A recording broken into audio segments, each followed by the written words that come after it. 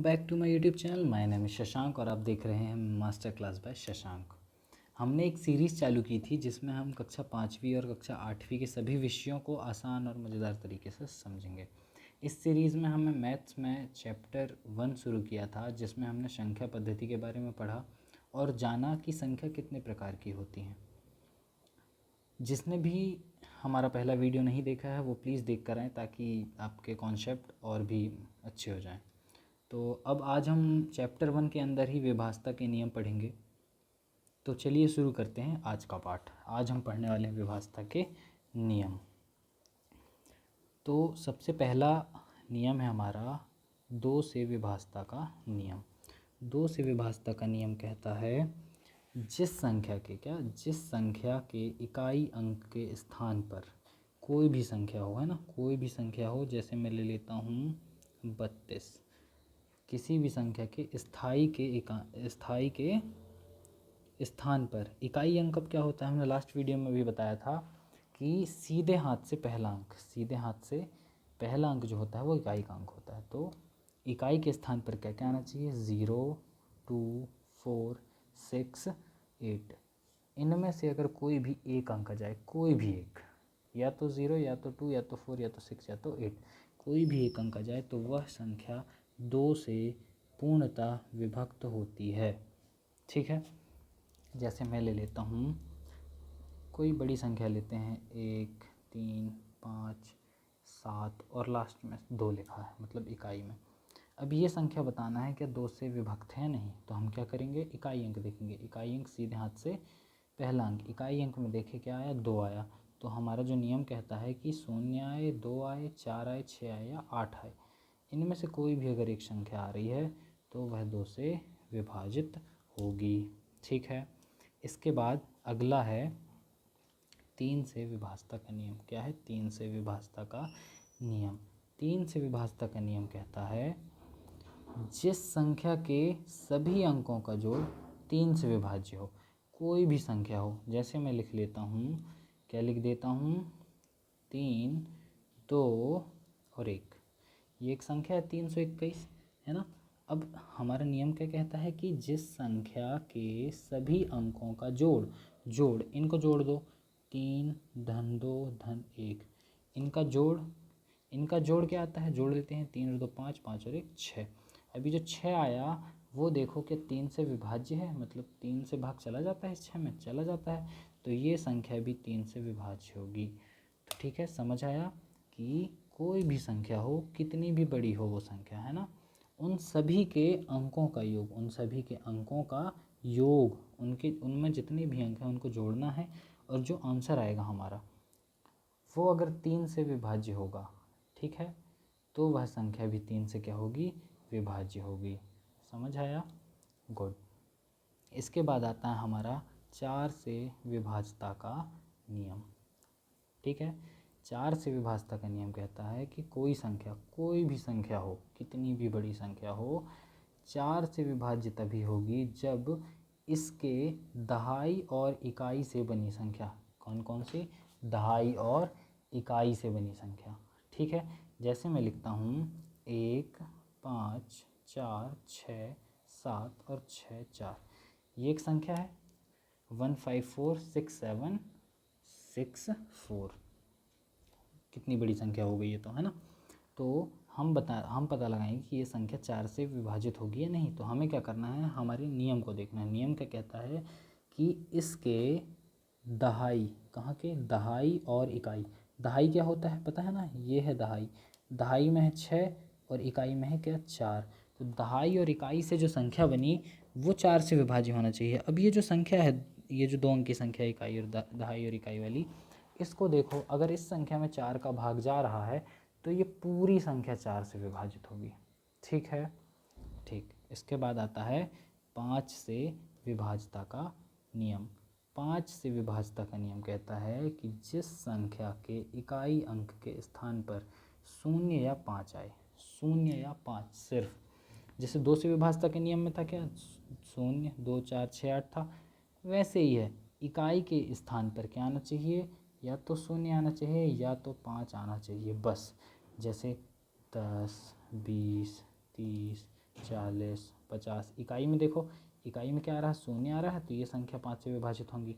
अब ऐसी संख्या देखें जिसकी इकाई पर 5 आता है, 25, 35, 45, है ना, 85, ये सारी संख्याएं, इन सारी संख्याओं के इकाई अंक में 5 आ रहा है, तो ये सभी संख्याएं 5 से क्या होंगी, विभाजित होंगी। समझ आया, गुड। इसके बाद है 6 से विभाज्यता का नियम। 6 से विभाज्यता का नियम कहता है जो संख्या 2 और 3 दोनों से विभाजित हो, किससे किससे, 2 से भी विभाजित होनी चाहिए और 3 से भी विभाजित होनी चाहिए। अब ऐसा नहीं कि कोई संख्या है जो 2 से बस विभाजित हो जाए तो वो 6 से विभाजित होगी, नहीं। या तो 3 से बस विभाजित हो और 6 से विभाजित हो जाए, नहीं। 2 से भी भाग जाना चाहिए उस संख्या का और 3 से भी भाग जाना चाहिए। जैसे मैं लेता हूँ, मैं ले लेता हूँ 12। 12 एक संख्या है ना, 12 एक संख्या है। देखो 12 में किसका किसका भाग जा रहा है, 2 का तो जा रहा है, 3 का जा रहा है, क्या जा रहा है। इन दोनों का जब भाग जाता है किसी संख्या में, तभी उस संख्या में 6 का भी भाग जा सकता है, बस। ठीक है, दोनों ज़रूरी हैं, दोनों का भाग जाना चाहिए। अगर कोई संख्या है, जैसे मैं ले लेता हूँ 21 एक संख्या है। अब 21 में देखो, क्या 2 का भाग जा रहा है, नहीं जा रहा है। 3 का भाग जा रहा है, जा रहा है।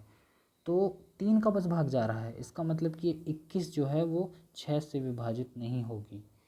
6 से विभाजित होने के लिए दोनों का भाग जाना जरूरी है, 2 का भी और 3 का भी। ठीक, गुड। इसके बाद है 7 से विभाज्यता का नियम।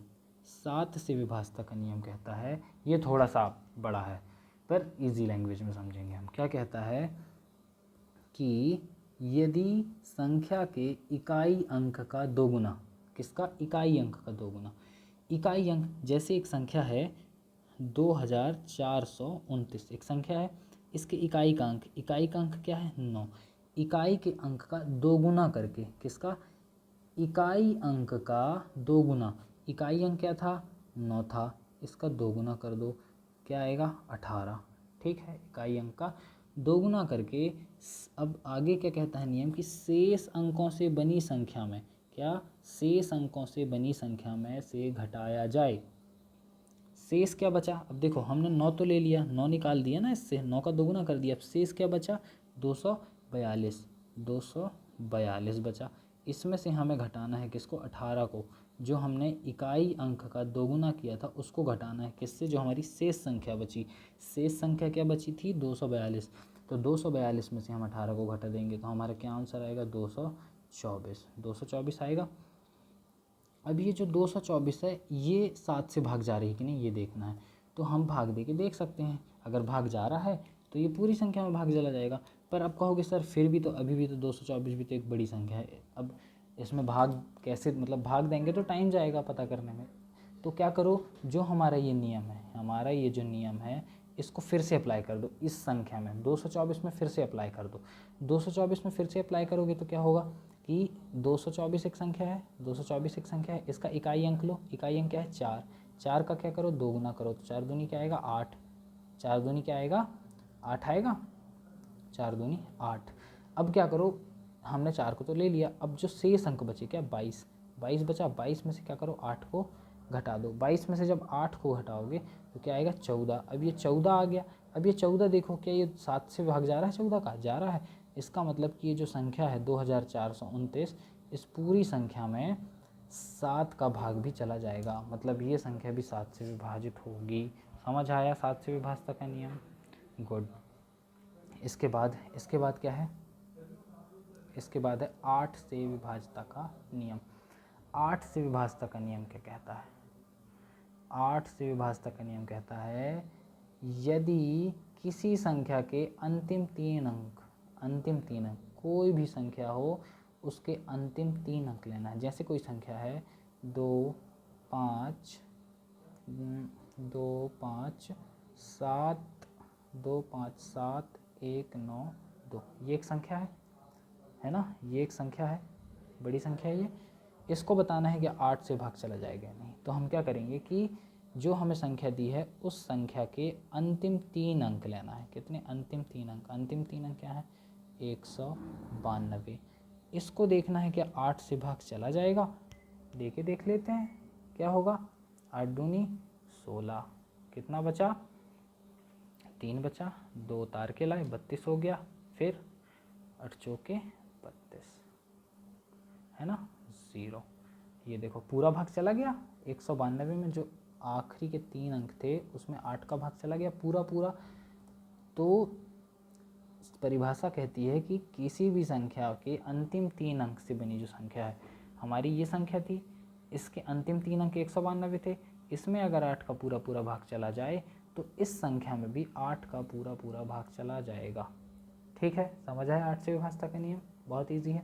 ठीक, देखो 4 के जैसे ही है। 4 में क्या था? 4 में लास्ट के 2 डिजिट लेते थे। लास्ट के 2 डिजिट लेते थे ना, लास्ट के 2 डिजिट लेते थे किस में? 4 में। और 8 में क्या करते हैं? 8 में लास्ट के 3 डिजिट लेते हैं, बस। ठीक, इसके बाद 9 से विभाज्यता का नियम। 9 से विभाज्यता का नियम क्या कहता है? 9 से विभाज्यता का नियम कहता है कि किसी संख्या के अंकों का योग 9 से विभाजित हो।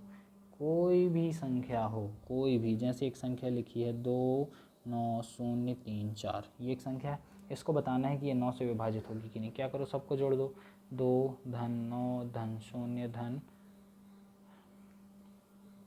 2 धन 9 धन 0 धन 3 धन 4, इन सबको जोड़ दो। क्या आएगा इन सबको जोड़ने पर? 18। क्या आएगा? 18 आएगा। अब ये जो 18 है इसको देखो, क्या ये 9 से भाग जा रहा है? इस 18 का 9 से भाग जा रहा है, 9 दूनी 18। इसका मतलब कि ये जो पूरी संख्या है इसमें भी 9 का भाग चला जाएगा। ठीक है, 3 के जैसे है। देखो 3 में भी सेम था। 3 में भी क्या करते थे? अंकों का योग करते थे। अंकों का योग, अंकों का योग ही करते थे। सेम सेम 9 में भी वही करना है। 9 में भी क्या करना है? यही अंकों का योग करना है। अगर अंकों का योग हमारा क्या आया? 9 का गुणा जा जाए, या जो संख्या आई योग करने पर उसमें 9 का भाग जा रहा है, तो जो हमारी पूरी संख्या है उसमें भी 9 का भाग चला जाएगा। है बहुत ही सिंपल ये भी। ठीक है, इसके बाद आता है 10 से विभाज्यता का नियम। क्या आता है? 10 से विभाज्यता का नियम। 10 से विभाज्यता का नियम कहता है कि संख्या के इकाई अंक में शून्य हो, बस। 10 से विभाज्यता का नियम कहता है इकाई अंक में शून्य हो। क्या? इकाई अंक में शून्य हो। अब शून्य होगा 10 में होगा, है ना, 100 में होगा, 20 में होगा, 200 में होगा। ठीक है, तो ये तो बहुत ही सिंपल है कि इकाई अंक में शून्य जाए मतलब वह संख्या 10 से विभाजित हो जाएगी। इसके बाद है 11 से विभाज्यता का नियम।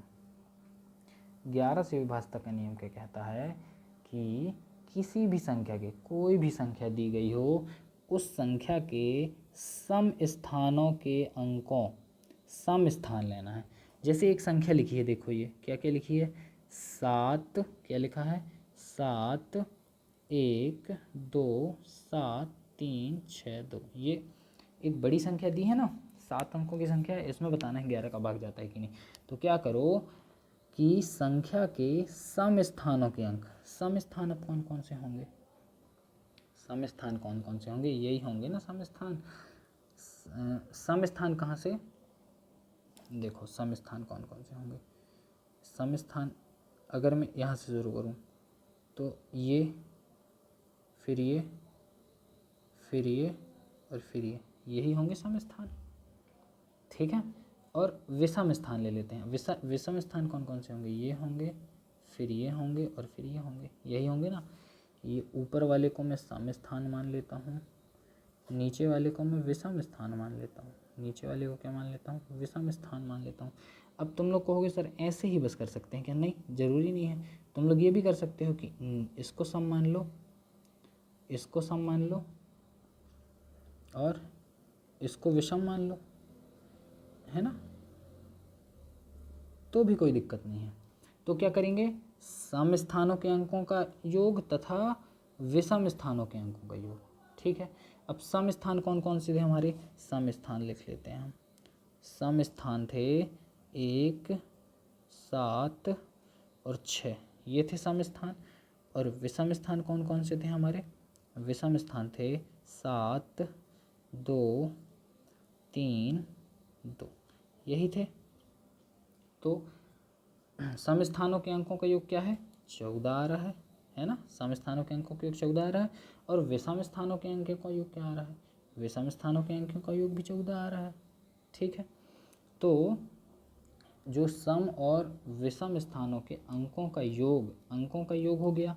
अब अंकों का योग आ गया, योग हमारे पास आया 14 और इसका भी 14 आया। अब सम और विषम स्थानों के अंकों का योग जो आया उसको घटा देते हैं, उसको क्या करते हैं, घटाते हैं। तो सम स्थानों के अंकों का योग 14, विषम स्थानों के अंकों का योग 14, इन दोनों को घटाने पे क्या आ रहा है, 0।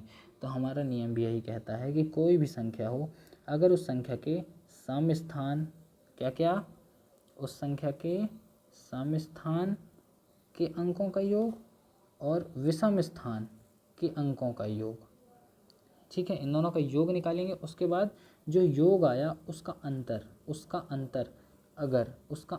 अगर शून्य आता है, शून्य है ना, शून्य आता है, या फिर 11 के गुणा, जो मतलब 11 का पहाड़ आ जाए, ठीक है, तो फिर वो संख्या 11 से विभाजित होगी, पूरी विभाजित होगी वो संख्या 11 से। ठीक है, समझ आया, बहुत अच्छे। चलो एक बार मैं एक चार्ट बना के समझा देता हूँ, सभी नियमों को चार्ट बना के, तो ज़्यादा अच्छे से समझ आएगा। ठीक है, चार्ट बना के समझा देता हूँ। पहले नियम समझ लेते हैं, फिर एग्जाम्पल करते हैं। ठीक है, सारे नियम एक बार समझ लेते हैं। तो हम चार्ट बना के समझ लेते हैं। सबसे पहला नियम है हमारा 2 से विभाज्यता का नियम। 2 से विभाज्यता का नियम कहता है कि इकाई अंक में, कहाँ पर, किसी भी संख्या के इकाई अंक में क्या आना चाहिए, 0, 2, 4, 6, 8, बस। किसी भी संख्या हो, कोई भी संख्या हो, कितनी भी बड़ी संख्या हो, अगर इकाई अंक में 0, 2, 4, 6, 8 इनमें से कोई एक अंक आ जाए, इनमें से कोई भी एक अंक आ जाए, तो वो संख्या 2 से विभक्त होगी। ठीक है, इसके बाद आता है 3 से विभाज्यता का नियम। 3 से विभाज्यता का नियम कहता है कि अंकों का योग, किसका, अंकों का योग, अंकों का योग, जो अंक होंगे ना, कोई भी संख्या हो, है ना, उनके अंकों का योग करेंगे। जैसे ये है पहली संख्या, दूसरी संख्या, तीसरी संख्या, चौथी संख्या, इन अंकों का योग करेंगे, और जो भी हमारे पास उत्तर आएगा जोड़ने के बाद, अगर वो संख्या 3 से विभाजित होती है, तो ये जो संख्या दी गई है ये भी 3 से विभाजित होगी। ठीक है, इसके बाद 4 से विभाज्यता का नियम। 4 से विभाज्यता का नियम कहता है कि दहाई और इकाई अंक, दहाई और इकाई अंक को लेना है, सिर्फ दहाई और इकाई, या ऐसा भी बोल सकते हैं कि अंतिम 2 अंक, या क्या बोल सकते हैं, अंतिम 2 अंक, सिर्फ अंतिम 2 अंक, अंतिम दो अंक अगर 4 से विभक्त हो रहे हैं, तो वह पूरी संख्या 4 से विभक्त होगी। ठीक है, इसके बाद आता है 5 से विभाज्यता का नियम। 5 से विभाज्यता का नियम कहता है कि इकाई में, कहाँ पर, इकाई में 0 या 5, कोई भी संख्या हो, कितनी भी बड़ी संख्या हो, अगर इकाई में 0 या फिर 5 आ जाए, तो वह पूरी संख्या 5 से विभक्त होगी। ठीक है, इसके बाद 6 से विभाज्यता का नियम कहता है कि अगर कोई संख्या 2 से भी भाग जाना चाहिए, 2 से भी और 3 से भी, यही रूल है कि 2 से भी भाग जाए और 3 से भी भाग जाना चाहिए। 1 से जाएगा तो कोई मतलब नहीं है, दोनों से, 2 से भी जाए और 3 से भी जाए, तो वह संख्या किससे, 6 से भी विभाजित होगी। ठीक है, इसके बाद 7 से विभाज्यता का नियम क्या कहता है कि संख्या के इकाई अंक को दुगुना करना है, किसको, इकाई अंक को डबल करना है, मतलब दोगुना, 2 का गुणा कर देना है इकाई अंक में। ठीक है, इकाई अंक का दोगुना करना है, इसके बाद शेष संख्या से घटाना है, किससे, शेष संख्या से घटाना है। ठीक है, शेष संख्या से घटाना है। इकाई के पहले जितने भी अंक हैं उनसे फिर ये जो उत्तर आया है इकाई अंक का दोगुना करने पर उसको घटाना है। ठीक है, घटा दिए। घटाने के बाद जो संख्या हमें प्राप्त हुई, घटाने के बाद जो संख्या प्राप्त हुई, अगर वो 7 से पूर्णतः विभक्त है तो जो संख्या है हमारी पूरी वो भी 7 से विभक्त होगी। अब ये वाला काम इसमें भी कर सकते हो। घटाने के बाद जो उत्तर आया ना, इसमें भी फिर अलग कर दो, इकाई अंक को कर दो, 2 से गुणा कर दो, और जो शेष बची, गुणा करने के बाद जो उत्तर आया उसमें जो ये शेष बची है उसको फिर घटा दो। उसके बाद जो मतलब ये बार बार रिपीट कर सकते हो। घटाने पर जो उत्तर आएगा उसके साथ ये फिर से ये नियम लगा सकते हो जब तक हमें कोई ऐसी संख्या न मिले जो दिख जाए कि हाँ 7 से भाग चला जाएगा, मतलब 7 का गुणज ना आ जाए जब तक। ठीक है, गुड। इसके बाद आता है 8 से विभाज्यता का नियम। 8 से विभाज्यता का नियम कहता है 4 के जैसे है, सेम एज 4। 4 में क्या था, दहाई और इकाई, इसमें सैकड़ा को भी ले लेते हैं, मतलब अंतिम 3 अंक। इसमें किसको किसको लेना है, अंतिम 3 अंक। अंतिम 3 अंक कोई भी संख्या हो, लास्ट के 3 अंक देख लो। अगर ये 3 अंक 8 से विभक्त हो रहे हैं तो पूरी संख्या 8 से विभक्त होगी। ठीक है, ठीक। इसके बाद 9 से विभाज्यता का नियम।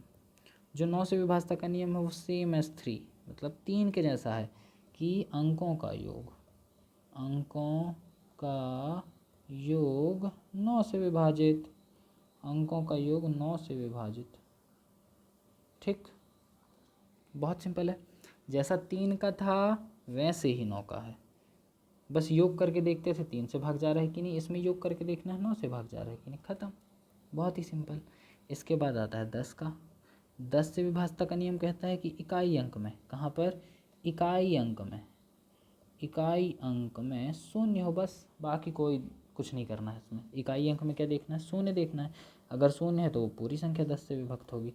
इसके बाद आता है 11 से विभाज्यता का नियम। क्या आता है, 11 से विभाज्यता का नियम। 11 से विभाज्यता का नियम कहता है कि कोई भी संख्या हो उसके सम स्थान और विषम स्थान, सम स्थान और विषम स्थान के अंकों का योग, सम स्थान के अंकों का योग और विषम स्थानों के अंकों का योग जो भी आए, इन दोनों योग को घटा दो। क्या करो, घटा दो, घटाना है। अब घटाने के बाद जो उत्तर आए, अगर शून्य आया, शून्य या फिर 11 का गुणज, या फिर 11 का क्या है, गुणज आए। अब गुणज क्या होता है, गुणज मतलब समझ लो पहाड़ आ जाए 11 का, 11 का पहाड़ा में जो जो आता है वो संख्या आ जाए। तो जो हमारा जो भी आए, अगर घटाने पर शून्य आ जाए तो भी वह संख्या 11 से विभक्त होगी, और घटाने पे अगर 11 आ जाए, मतलब 11 का गुणा आ जाए तो भी वह संख्या 11 से विभक्त होगी। समझ आया, बहुत बढ़िया। आई होप ये वीडियो आप सभी को पसंद आई होगी। ऐसे ही और भी इंटरेस्टिंग वीडियो में डालता रहूँगा। और जो हमारी सीरीज़ चल रही है 5वीं 8वीं नवोदय विद्यालय की, चैप्टर 1 हमारा पढ़ रहे हैं, जो कि ये पार्ट 2 था। अब इसके बाद पार्ट 3 लाएंगे हम, जिसमें और भी कॉन्सेप्ट जो बचे होंगे इस चैप्टर के वो कंप्लीट करेंगे। उसके बाद हम इस चैप्टर के लगाएंगे क्वेश्चन। ठीक है, तो वीडियो को यहीं करते हैं ख़त्म। Thank you.